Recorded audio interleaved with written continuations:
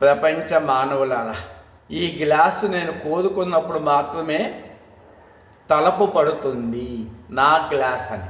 అలాగే నా స్పూన్ అని, నా పొలమని, నా కాదని, నా భార్యని, నా బంధువులని, నా గురువని, నా భక్తుడని, నా శిష్యుడని.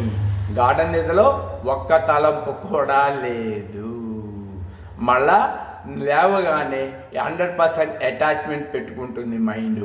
నిద్రపోగానే 100% అటాచ్మెంట్ స్టాప్ అయిపోతుంది, డిటాచ్మెంట్ ఉంది.